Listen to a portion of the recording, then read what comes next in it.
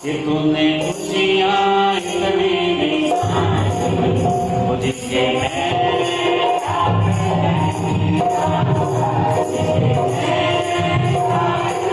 जिसके हम काबिल नहीं होते वो दे देता हमें कब, जब बाबा के हम शरण में चले जाते हैं, बाबा विश्वास करते हैं, श्रद्धा रखते हैं, सबूरी रखते हैं, फिर बाबा हम पर नौछावर हो जाता है। फिर 7 समुंदर पार क्यों ना हम बाबा को बुलाएं, बाबा चले आता है और हमारी मनोकामना पूरी कर देता है। वो तूने खुशियाँ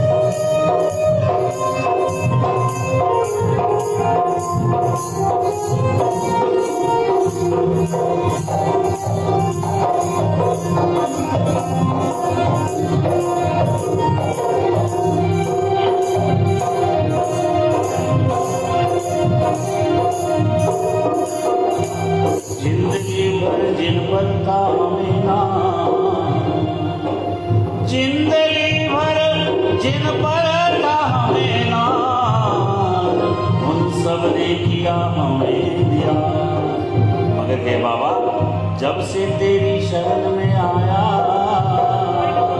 तूने किया हमें माना माना, तूने खुशियाँ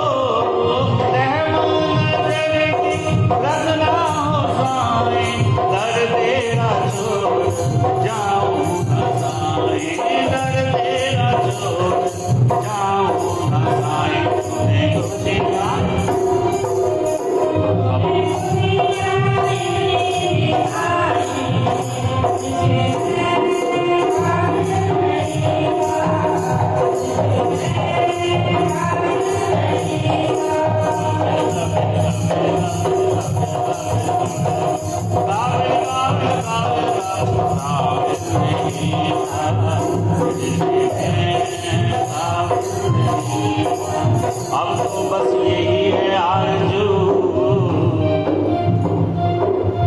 अब तो है बस यही एक आरज़ू, जिंदगी गुजरे शरण में तेरी रहकर।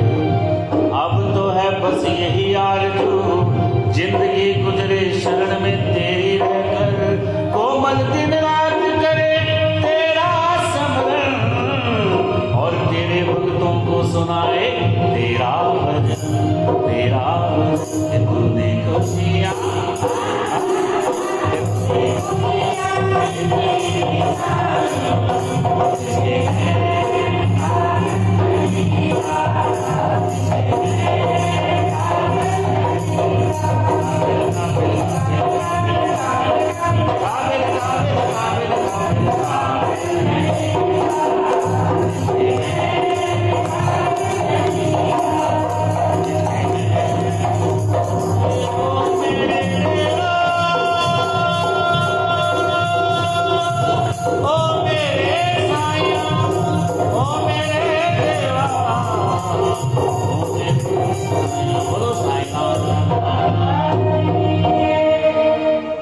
इस प्रकार बाबा ने चोलकर की मनोकामना पूरी की। चित्र को भी एक नमस्कार करा और मांगा वो दिया, तो बाबा की रहम की नजर। इसलिए बाबा को की पूजा क्या है? बाबा को देखना ही बाबा की पूजा।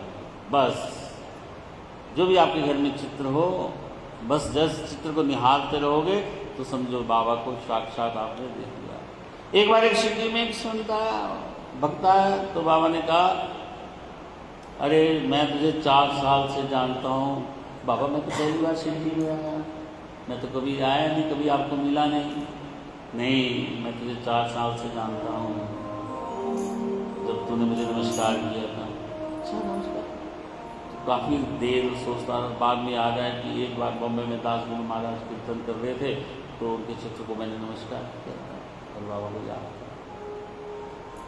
तो आप चित्र को भी अगर बाबा के नमस्कार करेंगे तो साक्षात बाबा को नमस्कार तब भी था और आज भी। इसलिए बाबा कहते हैं, जहां मेरा को ध्यान करता है, चिंतन करता है, मनन करता है, कीर्तन करता है, वहीं मेरी शिरडी हो जाती है। बोलो साईनाथ महाराज। लेखा जोखा बाबा कैसे रखते हैं?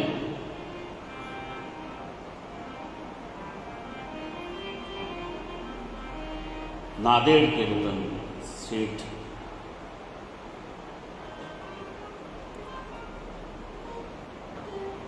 कभी कभी हमें ना, हम व्यवहारिक जीवन में जब हम लोगों से मिलते हैं, कई आस पड़ोस से मिलते हैं, या जिसको हम जानते नहीं हैं उसको बड़ी गाड़ी में घूमता देखते हैं, बड़ा अमीर देखते हैं, हम सोचते हैं वो पता नहीं कितना अमीर है, कितना धनवान है, कितना सुखी है। लेकिन हर एक को एक दुख हमेशा लगा रहता है, मरते दम तक ये याद रखने इस बात। एक चीज की कमी हमेशा एक इंसान को रहती है, भगवान ने कभी पूर्ण रूप से नहीं किया। अगर वो पूर्ण रूप से इस मानव को बना दें तो वो कभी भगवान को याद ही ना करेंगे। इसलिए आप सोचो कि मेरा ये काम हो गया तो अब दूसरा नहीं होगा, कोई दूसरा फिर खड़ा रहेगा। इसलिए काम कभी खत्म नहीं होगा, दुख कभी खत्म नहीं होगा, कष्ट कभी खत्म नहीं होगा, रोग कभी खत्म नहीं होगा। तो क्या भगवान का सिमरन करोगे? उसी को जिंदा दे। इसलिए हमेशा सिमरन करते रहो, जैसा भी वक्त आए, जैसा भी समय गुजरे, भगवान का चिंतन करते रहो, मनन करते रहो। क्योंकि आप सोचो कि पहले मैं ये काम खत्म कर लूँ फिर कथा में जाऊँगा, पहले ये काम खत्म कर लूँ फिर कहीं तीर्थ पे जाऊँगा, पहले ये काम खत्म कर लूँ फिर घर में कीर्तन कराऊँगा। समय कभी नहीं आएगा, मंदा ऊपर चले जाएगा और तुम्हारे हाथ कुछ नहीं रहेगा। इसलिए जैसा समय मिले, जब समय मिले, जितना समय मिले, एक पल एक क्षण भी अगर आप दिन में भगवान को हृदय से नमस्कार करते हो तो भगवान तक बात पहुँचती है। याद रखना, भगवान से भी मांगने के नियम होते हैं, जिद करनी पड़ती है, बोलना पड़ता है कि मुझे ये दो। एक बच्चे को आप बाजार से गुब्बारा दिला के ले आओ और घर में दूसरा बच्चा कहे नहीं मुझे चाहिए, तो आप क्या कहोगे? दे दे इसको, दूसरा दिला दूंगा। जिद करता है ना, ऐसे भगवान से भी जिद करनी चाहिए, मांगना चाहिए। दुनिया के सामने कभी रोना नहीं चाहिए। जितना रोगे, जितना दुख का आप बखान करोगे, उतना दुख खुश होगा। ये तो मेरी बहुत बड़ाई करता है भाई, हर जगह मेरे दुख का, तो दुख आपको ज्यादा घेरेगा। दुख तो खुश हो रहा है, दुख भी तो एक वस्तु है। रिद्धि सिद्धि जैसे माता है, लाभ शुभ लाभ जैसे पुत्र है, ऐसे जो दुख है वो भी एक भगवान ने बनाया वस्तु है। राहु केतु ग्रह जैसे बने हुए, ऐसे दुख भी ग्रह है जो भिन्न भिन्न रूपों में आपके पास आता रहता है। वो भेष बदलता है, भय रूपी है दुख, किस रूप में आ जाए, कैसे आ जाए। किसी के पास सब कुछ है खाने को, लेकिन शुगर हो गया, खा नहीं सकता। आशो आराम है, लेकिन शरीर में पीड़ा है, सो नहीं सकता। दुख के कई हैं, लेकिन दुख का बखान नहीं करना चाहिए जगह जगह। तो दुख और खुश होता है, अरे ये तो मैं इसके पास से क्यों जाऊं, जिसकी आप बड़ाई कर रहे हो, जिसकी आप जगह जगह चर्चा कर रहे हो, क्यों छोड़ेगा आपको? वो तो पकड़े रखेगा ना। कहो तो सिर्फ एक को कहो जो किसी को पता ना लगे, सिर्फ ईश्वर को कहो, बस भगवान को। और उसको भी रोज रोज मत कहो। ये तो भगवान कहते तो दुखड़ा ही रोता है हमेशा, कभी मेरा नाम तो लेता नहीं। लेकिन एक दिन कहो, ध्यान से रो, खूब रो भगवान। मैं कहता हूं, हमारे एक उत्तराखंड के बहुत महान संत हैं,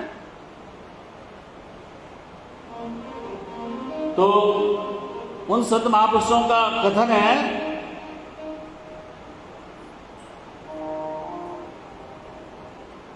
कि 7 दिन में एक बार घर में बैठ के पूजा में खूब रो, खूब रो, खूब रो, जितना दिल में आपके अंदर है सब बाहर निकालो। रोज रोज रोना मत रो, लेकिन हफ्ते में एक बार रो। और कब रो? जिस दिन आपका पूजा में मन लग जाए। रोज पूजा नहीं हो, रोज पूजा में मन नहीं लगता है। कोई नहीं कह सकता कलयुग में कि मैं रोज तप करता हूँ, रोज ध्यान करता हूँ, रोज लग जाता है। ना ना ना, 7 दिन में एक दिन ऐसा जरूर आता है जिस दिन आपका पूरा दिल से आप पूजा करते हो। आपका हृदय को मालूम पड़ता है कि आज दिल से मैं पूजा कर रहा हूँ और मुझे खुशी हो रही है। बस उस दिन को पकड़ लो और उस दिन भगवान के आगे आंसू रो कि मेरे को ये दुख है, मेरा दूर कर। सारे आंसू, सारा दुख अपना बाहर निकालो, आंखों को स्वच्छ कर लो।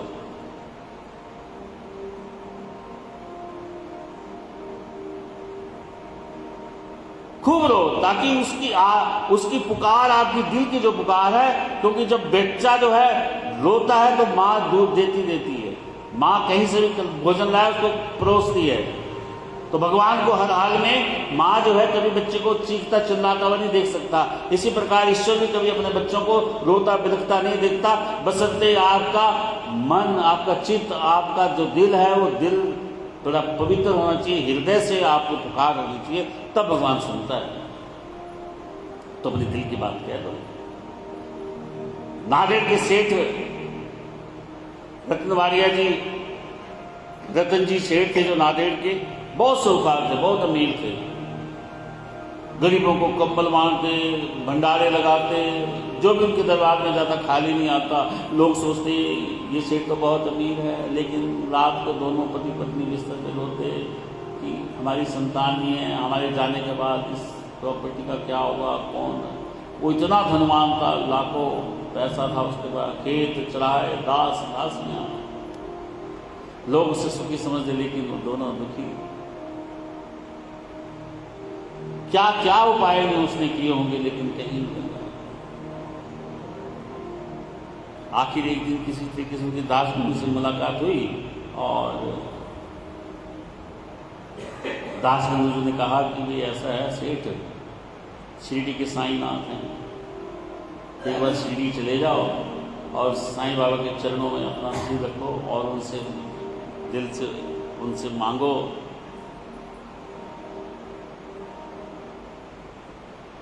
और अगर बाबा ने एक बार कह दिया कि तुम्हें संतान सुख मिलेगा, तो समझो मिलेगा। कोई ताकत नहीं है जो तुम्हें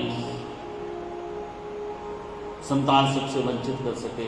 बस एक बार बाबा के मुख से निकला दो, बाबा को इतना रिझा लो, मना लो, उनके चरणों में पड़ जाओ कि वो आपकी बात मान जाए।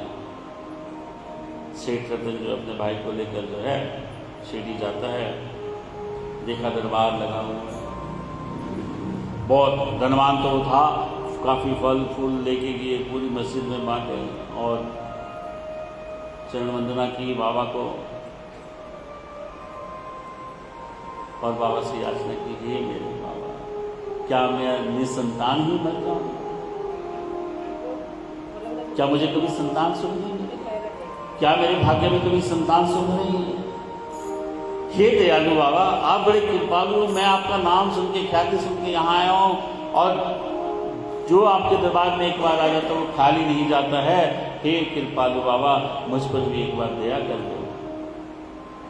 तो बाबा कहते हैं, अरे ओ सेठ, तेरे दुर्दिन दूर हो गए हैं। दुर्दिन यानी बुरे दिन अब खत्म हो गए हैं।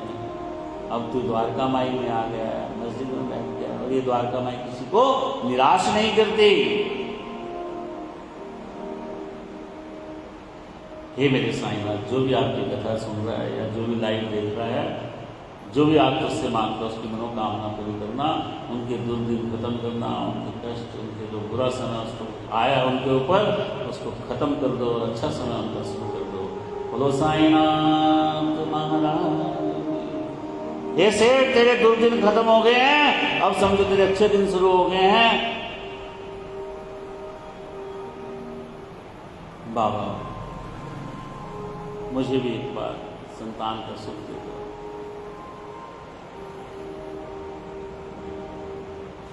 तो बाबा जी कहते हैं, एक नारियल उठाते हैं और उसको देते हैं और कहते हैं, इसको अपनी पत्नी की गोद में डाल देना, तुम्हें पुत्र रत्न की प्राप्ति होगी। बोलो साईनाथ महाराज की।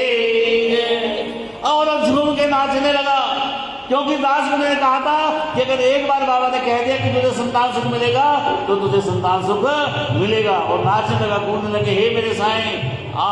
वो खूब बजा जाता है, फल रख जाता है, बाबा को अर्पण करता है, प्रसन्न हो जाता है कि अब बाबा के मुख से निकल गया कि मुझे संतान सुख मिल गया तो मिल जाएगा, अब कोई ताकत रोक नहीं सकती। बड़ा प्रसन्न होता है, 2-3 दिन वहीं रहता है और फिर जब विदाई लेने आता है बाबा के पास कि बाबा जी अब मैं चलता हूँ, तो बाबा जी कहते हैं तो दक्षिणा दे मेरी। तो मुझे तो जैसे वो नोटों की गड्डियाँ निकालने लगता है, सेठ तो था ही। और जिसने उस सेठ की वो मांग पूरी कर दी, वचन दे दिया कि तुझे संतान सुख होगा, तो वो क्या नहीं देना चाहता था बाबा को। उसने जैसे नोटों की गड्डियाँ निकाली, बाबा ने कहा नहीं, मुझे 5 रुपये चाहिए। और 5 रुपये में से भी 3 रुपये 14 आने मिल गए हैं मेरे को पहले से, तेरे से बाकी के दे। अरे बाबा, मैं तो पहली बार शिरडी आया हूँ, मैंने कब आपको दक्षिणा दी? मैंने तो आपको दक्षिणा दी नहीं कभी, मैं कभी मिला नहीं, ना मैंने किसी के पास शिरडी भेजा। 3 रुपये 14 आने मैंने कब दी? और 5 रुपये मैं तो आपको इतने, अरे मुझे तेरे इतने पैसों की जरूरत नहीं है, मुझे तो 5 रुपये चाहिए और उसमें से भी 3 रुपये 14 आने मिल गए, बाकी को मुझे दे। अब बेचारा क्या करता, जो बाबा का आदेश था, तो जो बाकी के पैसे उसने बाबा को अर्पण करे और नमस्कार करा और शिरडी से विदा लेकर बाबा से घर आ गया। अब अगले दिन दासगणु को बुलाया, दासगणु से भेंट की उन्होंने और कहा कि दासगणु तो कहाँ, पहले दासगणु तो बड़ा उत्सुक था, क्या कहा बाबा ने? हाँ बताओ शिरडी कैसे दर्शन हुए? बाबा जी बहुत अच्छे, मजा आ गया, आनंद आ गया, मन बड़ा, चित्त बड़ा शांत है तब से और मन प्रसन्न है। और बाबा ने कह दिया कि तुझे संतान सुख मिलेगा। बोलो साईनाथ महाराज। अच्छा, संतान सुख मिलेगा? हाँ हाँ। अरे बस सेठ, अब तू क्यों चिंता करता है? मैंने तुम्हें पहले ही कहा था कि अगर बाबा ने तुम्हें दे दिया इसका आशीर्वाद तो तुम्हें मिलेगा। लेकिन वहाँ बात समझ में नहीं आई। दासगणु जी, बाबा को मैं दक्षिणा मांगी, मैं उनको दक्षिणा देना चाह रहा था काफ़ी, लेकिन उन्होंने कहा कि 5 रुपये ही दे और उसमें से भी कहते कि 3 रुपये 14 आने मिल गए। मैं तो कभी शिरडी गया नहीं, ये मेरा भेद मुझे समझ नहीं आया, ये जरा समझाओ इसका क्या अर्थ है? बाबा जी क्या लीला है, क्या कहना चाह रहे हैं, इसमें क्या समझाना चाह रहे हैं हमें, मुझे समझ नहीं आ रहा और मैं तो कभी शिरडी गया नहीं। दासगणु भी बहुत सोचते हैं, सारी रात गुजर जाती है, अब कहते भाई अब तो सोने चलते हैं, मेरे तो कुछ नहीं आ रहा समझ में। तो दासगुण भी अपने घर चले जाते। 2-3 दिन के बाद दासगुण बैठे थे, बैठे बैठे उनको जरा काम करते हुए मन में आ गया, क्योंकि चिंतन तो कई था कि बाबा ने क्या इसका अभिप्राय है, 3 रुपये 14 आने मिल गए। तो बाबा इस स्मरण में था उसके चित्त में, तो एकदम उसको दिमाग में आया और वो सीधा सेठ के पास गया। अरे रतन जी, 2-3 माह पहले आपके घर में संत मौलाना फकीर जी आए थे ना, जिनकी सेवा पानी आपने की थी, जलपान की व्यवस्था की थी, जरा अपने मुनीम को बुलाओ, उस दिन खर्च कितना हुआ। तो उन्होंने मुनीम को बुलाया भी, पड़ना मौलाना साहब एक बहुत संत थे, तो उनके जलपान की व्यवस्था करी थी, बताओ जरा उस दिन खर्च कितना हुआ। तो मुनीम ने भी हिसाब किताब रख दिया, वो तो करते सेठ था वो तो बहुत बड़ा, उसने फलां डेट जो निकाली उस डेट का देखा, तो उस दिन उस चाय पानी पे जो उन्होंने खर्च किया था उनके स्वागत के लिए, ठीक 3 रुपये 14 आने, ना एक कम ना एक ज्यादा। बोलो साईनाथ। कहाँ शिरडी और कहाँ नादेड़, और ठीक वही रकम 3 रुपये 14 आने, और मौलाना साहब संत फकीर के स्वागत में उन्होंने खर्च करी, और बाबा को शिरडी में कैसे पता लग गया, और संत के स्वागत के लिए उन्होंने खर्च करी, बाबा को कैसे मिल गई। इसका मतलब क्या है कि हम कभी भी कोई धर्म कार्य में, कोई पुण्य में, कोई दान में, कोई भंडारे में कहीं भी दान करते हैं, पुण्य करते हैं, किसी को भिक्षा देते हैं, किसी को अर्पण करते हैं, उसका लेखा जोखा भगवान रखता है, उसका लेखा जोखा भगवान रखता है। किसी को भी, किसी भी धर्म कार्य में जब हम खर्च करते हैं, उसका लेखा जोखा भगवान रखता है। तो ये बात सहमत हो गई कि हाँ बिल्कुल सही कहा, और उनकी आंखों में आंसू क्यों आ गए कि बाबा ने किस प्रकार। और जैसे ही हम शुभ कार्य में कभी खर्च करते हैं, ना जाने किस शुभ कार्य का खर्च करा हुआ हमें पुण्य प्राप्त कर जाता है, क्योंकि पता नहीं कितना सेठ ने लाखों रुपए दान करे होंगे, लेकिन वो 3 रुपये 14 आने जो एक संत के स्वागत के लिए उन्होंने खर्च किए थे, वही उसी का पुण्य ऐसा लगा कि वो शिरडी चले गए। कई बार लाखों रुपए खर्च करे भी नहीं होते, लेकिन किसी को 1 रुपये भी आपने 2 रुपये की मदद भी किसी ऐसे वक्त पे करी हो जो उसको बहुत उस समय जरूरत हो, तो कितनी दिल की दुआएं देता आपको, और वो दुआ कहाँ आपको लग जाए। तो लाखों रुपए की किसी की मदद तब भी ना लगी हो, लेकिन अगर किसी की 1000 रुपये की मदद करी हो जो उसके वक्त पे काम आई हो, तो कितनी दुआ देगा वो, पता नहीं आपका क्या करेगा। जो संत सिर्फ 3 रुपये 14 आने उनकी सेवा में सत्कार में कर दी, ना जाने वो संत उस दिन क्या उनके आशीर्वाद दे के गया, और उनको संतान प्राप्ति के फलित रूप शिरडी भेज दिया, और बाबा ने कह दिया कि मुझे मिल गया।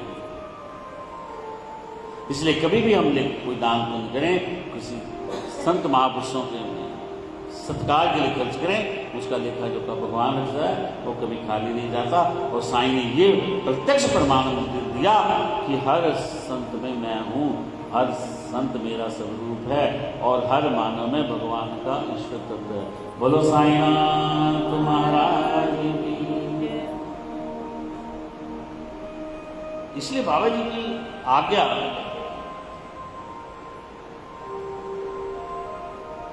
त्रिकालदर्शी थे बाबा। एक बार एक मस्जिद में एक छिपकली चींची कर रही थी,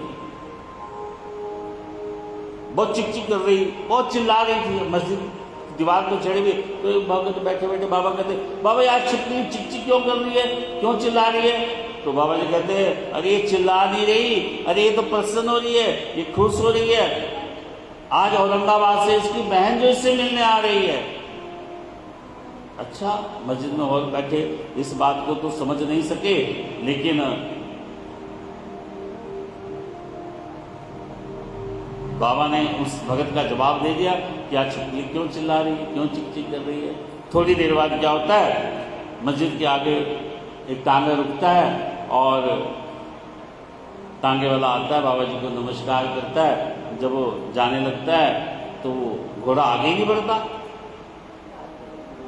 तो टांगे वाला सोचता है कि अब इसको भूख लग रही होगी, वो झोला निकालता है पीछे से चने वाला, वो धूल लगी थी, जैसे थोड़ा उसको झाड़ता, उसके अंदर से एक छिपकली निकलती है, और दौड़ दौड़ फटाफट मस्जिद की दीवार पर चढ़ जाती है, और उस छिपकली के साथ आलिंगन कर लगती है, चुम्बन लगती है। और बाबा कहते हैं, अरे वो भगत देख, वो उसकी बहन आ गई है, और कुछ टांगे वाले को वो कहाँ से आया है, औरंगाबाद से। बोलो साईनाथ महाराज की। कहाँ औरंगाबाद, कहाँ छिपकली, कहाँ बाबा को सब दिखा। बोलो साईनाथ महाराज की। इसलिए हमेशा उत्तम विचार। बाबा जी कहते हैं जैसे भगत आप अपना आचरण, अपना व्यवहार उचित रखोगे, मन रखोगे, जैसा आप सोचोगे वैसे ही आपके साथ होगा। इसलिए हमेशा अच्छा सोचो, चिंतन अच्छा करो, मनन करो, और खास करके तो रात्रि को जब सो तो अच्छा प्रभु का नाम लेकर सो कि कल का दिन मैं अच्छा भक्ति करूंगा, भगवान की पूजा अर्चना करूंगा, फला मंदिर में जाऊंगा, फला भगवान के दर्शन करूंगा, तो वो फलीभूत होता है। तो हिमालय पंथ ने भी सोचा क्या सच में ऐसा होता है राजगुरु महाराज ने कि उत्तम विचार अगर रखो कि अगले दिन मुझे राम राम जपना, तो वैसा कभी होता है कि मैं अगले दिन राम राम जपूँ, तो उसका प्रत्यक्ष प्रमाण होने का रात को ये सोच के बैठ सोगे कि कल जो है मैं राम राम का नाम जपूँगा, और वह भी ठीक वैसे ही जैसे वो उठे उनके मुख से अपने आप निकल गया राम राम। और जैसे वो सुबह के निवृत्त होके बाहर मस्जिद की ओर जाने लगे तो उनको वहाँ भी मस्जिद के अंदर से एक भजन की आवाज़ आ रही, औरंगाबाद भजन गा रहे थे, जिसके बोल थे गुरु की कृपा अंजन पायो मेरे भाई, गुरु की कृपा अंजन पायो मेरे भाई, गुरु की कृपा अंजन पायो मेरे भाई, गुरु की कृपा अंजन पायो मेरे भाई, आप बिना कुछ मान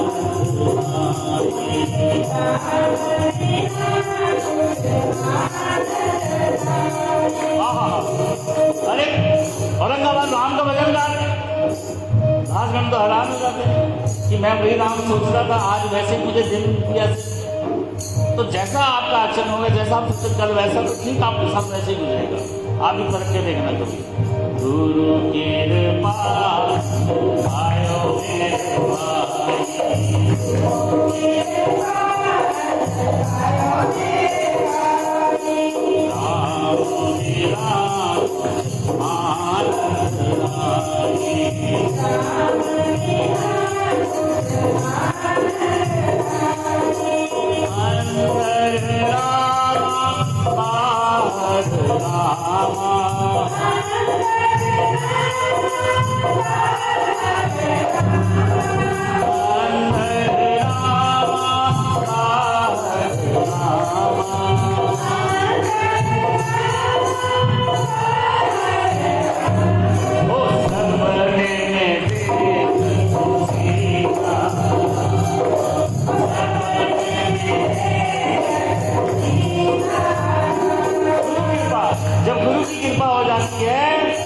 हमारा मन शुद्ध हो जाता है, ईश्वर की तरफ लग जाता है, हम राम राम का गुणगान करने लग जाते हैं। कब? जब गुरु की कृपा हो जाए तब। बिना गुरु की कृपा हुए, बिना संतों के सानिध्य में जाए हुए, बिना कथा का श्रवण करते हुए, कीर्तन का सानिध्य में जाते हुए आपको भगवान की स्मृति नहीं हो सकती। जब आप गुरु की कृपा जब हो जाए तब भगवान का नाम लेना आपको आ जाता है, आपका मन चित्त उधर ही लग जाता है।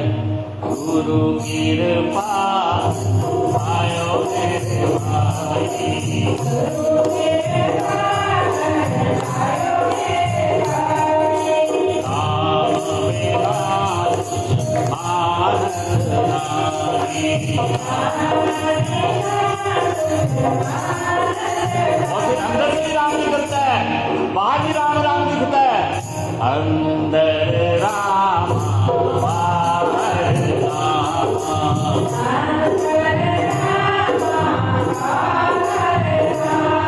ओ सपने में सीता